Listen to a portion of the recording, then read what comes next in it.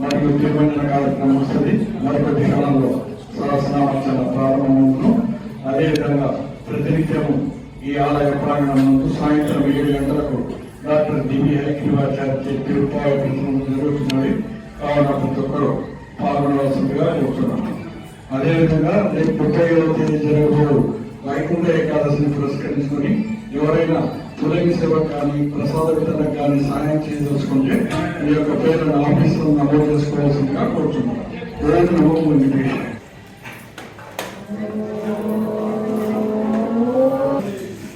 మనము 8వ పాసరం గురించి అమ్మవారు రచించిన 30 పాసరముల దివ్య ప్రబంధంలోని 8వ పాసరము తెలుసుకుందాము.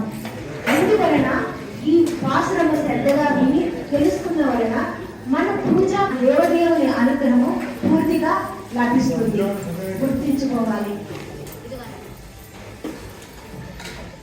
సూర్య భగవానుడు ధనుస్సు రాశిలో ఆశ్వయుజ మాసము అంటారు, మనకి తెలిసిందే కదా. ద్వాపర యుగంలో గోపికనాథుని అనుగ్రహాన్ని పొందింది.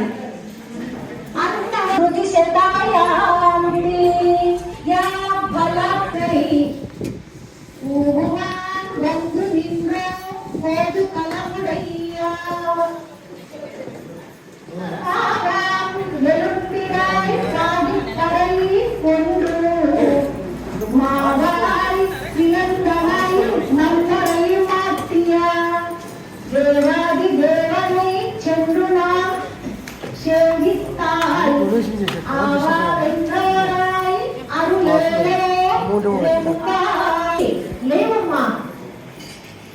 అంతేకాదు పశువులు స్వేచ్ఛగా తిరుగుతూ పచ్చిక బయటలో పచ్చగడ్డ వేసుకుంటూ అని చెప్పి మట్టు పెట్టి విలసిల్లే ఆ విష్ణుమూర్తిని